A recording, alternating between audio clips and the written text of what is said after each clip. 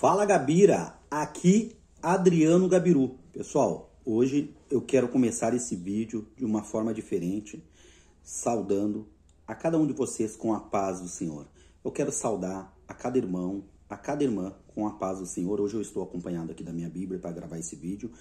E eu acho que mesmo que o vídeo acabe ficando longo, aqueles que estiverem interessados na verdade vão acabar olhando ele até o final. Este vídeo eu estou gravando porque um irmão, grande conhecido meu, grande amigo meu, inclusive, de coração, ele me fez uma pergunta que este questionário eu acabei respondendo para ele, no fim ele saiu e acabou não continuando o diálogo comigo, como se fosse apenas um questionário ao qual eu deveria responder. A pergunta que ele fez foi o seguinte: você orou ao Senhor e ele mostrou que o Lula era o melhor para o país? Ou tu simplesmente fez da tua própria vontade? Aí quando eu comecei a responder para ele, ele me disse assim: não me enrola, não me tonteia, ele respondeu. Não me tonteia, me responde. E eu respondi para ele: eu orei muito pelo Brasil. Eu me converti em 1994 e de lá para cá eu tenho orado pelo Brasil todos os anos da minha vida, para que o Brasil seja um país onde nós possamos viver, que nós possamos, as nossas vidas estejam diante do Senhor e que nós possamos ser servos do Senhor baseados na verdade. Eu orei em 2016, quando a Dilma estava lá para ser impeachmentada em 2016. E eu orava a Deus para que a Dilma não fosse impeachmentada, mas que todavia, a minha oração sempre foi que todavia fosse feita a vontade do Senhor. E a Dilma foi impeachmentada. E aí eu comecei a orar ao Senhor para que trouxesse a verdade, nem para que a Dilma fosse inocente, mas que viesse a reinar a verdade, se a Dilma era culpada ou inocente. E comecei a orar nesta linha de raciocínio.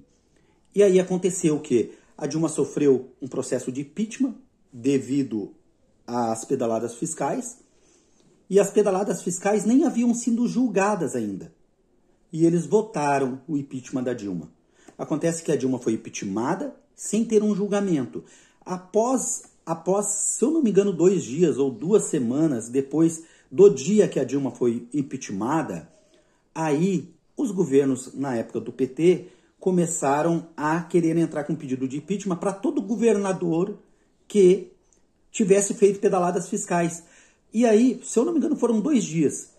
2 dias depois que a Dilma foi impeachmentada, aí mudaram a lei. E pedaladas fiscais passaram a não serem mais considerados crimes de responsabilidade. Ou seja, a Dilma foi votada o impeachment e 2 dias depois, o crime ao qual diziam que ela era responsável, que era o crime de responsabilidade fiscal por pedaladas fiscais, deixou de ser crime. E a Dilma foi impeachmentada. Só que passou-se o tempo e correu ainda o processo da Dilma. E lá na frente veio à tona que a Dilma era inocente do processo de pedaladas fiscais, que não havia responsabilidade na Dilma sobre isso. Então, sim, eu sempre orei. Eu sempre orei desde que eu me converti para que o Brasil, pelo Brasil. E aconteceu que eu também orei pelo Luiz Inácio Lula da Silva. E eu não orava para que o Lula não fosse preso. Eu sempre orei para que reinasse a verdade. E aconteceu o quê? Logo após o golpe dado na Dilma, aí entraram com processos porque não estava finalizado o golpe. Era necessário também prender o Lula, que na época era o maior adversário político do então agora presidente Jair Bolsonaro. Lula era o maior adversário político, inclusive estava à frente das pesquisas, então era necessário que se prendesse o Lula. E eu não orei para que não prendessem o Lula, eu orava para que viesse à tona a verdade, porque nós cristãos, nós temos que pensar que mentira não é crime, mentir não é crime, mas nós cristãos nós temos uma responsabilidade moral de zelar pela verdade, porque nós servimos a um Deus de verdade, nós servimos a verdade com V maiúsculo. Então pode não ser crime, mas é uma responsabilidade, um dever moral de todo cristão ser firmado na verdade. E não compactuar com a mentira, não compactuar ou espalhar fake news, que fake news é um novo nome que foi dado, um novo apelido que foi dado para que fique mais bonito a palavra mentira, mas fake news é mentira. Então, se você ama, se você pratica a mentira, está lá em João 8,44, leia sobre isso, e você vai ver quem é o pai da mentira e o que faz aqueles que a praticam. Então, eu orei pelo Lula, para que o Lula, não que ele fosse inocentado ou não fosse preso, orava para que reinasse a verdade. Aconteceu que o Lula foi preso, se eu não me engano, por 1 ano e meio, e tirou ele assim da maior concorrência à presidência que tinha. E assim, Bolsonaro acabou sendo eleito. Mas eu continuei orando pelo Lula porque eu queria a verdade, porque em todo o processo, houve um processo que, inclusive depois, o juiz Sérgio Moro foi considerado, tanto ele quanto a vara de Curitiba foram considerados incompetentes. Incompetentes porque não eram não capazes de julgar, mas que todo o processo foi burlado e forjados provas. E que, inclusive, além de tirar o maior adversário político da eleição para a presidência, logo à frente, o juiz Sérgio Moro, após prender Lula, assumiu nada mais, nada menos que o cargo de ministro da Justiça do governo Bolsonaro. Ou seja, ficou claro que era uma troca de favores. Mas voltando, então eu orava para que o Lula pudesse vir a verdade. E daí eu me pergunto, você que se diz crente, alguma vez você orou pelo Lula? Sabe, quando o Lula estava lá dentro da cadeia, quando ele estava preso, quando faleceu a esposa do Lula, quando faleceu o irmão do Lula, quando faleceu um neto de 7 anos do Lula. Você alguma vez se comportou como cristão ou apenas como político, defendendo seus políticos, ou como partidário, ou em prol de um governo? Qual a vez na sua vida que você pensou assim, ó, hoje eu não gosto do Lula, mas hoje eu vou me ajoelhar e vou orar ao Senhor pelo Lula, para que lá dentro da cadeia ele seja visitado pelo Espírito Santo de Deus, para que lá dentro da cadeia alguém vá o visitar e falar sobre a palavra de Deus para ele, para que lá dentro da cadeia alguém vá e possa confortar o coração deste homem que perdeu a esposa, que perdeu o irmão e que perdeu o neto. Alguma vez você como cristão orou a Deus sobre Lula? Porque quando me fazem essa pergunta, você orou ao Senhor e ele mostrou que Lula era melhor para o país? Eu perguntei para esse irmão de volta. Depois que eu respondi para ele, eu perguntei para ele de volta. E tu? Tu orou ao Senhor quando era para votar no Bolsonaro em 2018? Ou tu fez só do teu próprio coração? Se tu orou ao Senhor, e a resposta dele também era para ver se o Lula era melhor para o país, eu também perguntei para ele, tu orou a Deus e Deus mostrou que o Bolsonaro era o melhor para o país? Então tu acha que Deus te enganou? Porque o que o Bolsonaro fez de bom pelo nosso país? O que o Bolsonaro fez de bom pelo nosso país? Porque quando as pessoas trazem essa fala de que você orou pelo governo, você orou, eles estão baseados, sabem qual livro que eu quero ler com vocês aqui? É o livro deixa eu dar uma olhada aqui que eu fiz uma anotação, é o livro de Romanos, Romanos capítulo 13. Em Romanos capítulo 13 está escrito a seguinte palavra. Deixa eu trazer para vocês aqui. Romanos capítulo 13, versículo 1. Por mais que o vídeo seja longo, permaneça aí, porque é a palavra de Deus.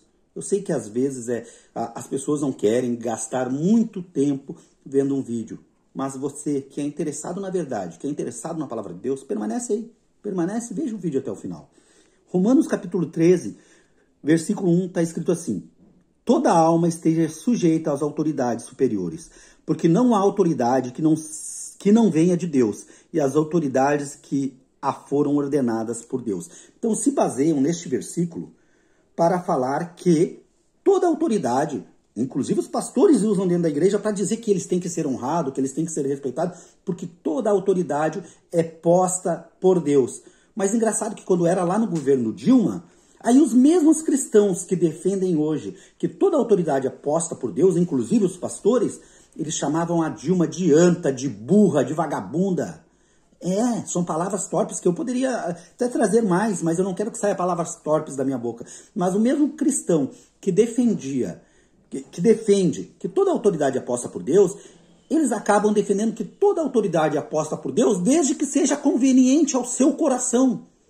Porque quando o irmão me perguntou, ele perguntou, tu orou a Deus? Eu disse, eu orei. E tu orou? Ou seja, toda autoridade, quando esses não digo este irmão, que ele até não tem essa defesa, mas esses outros que dizem que toda autoridade é posta por Deus.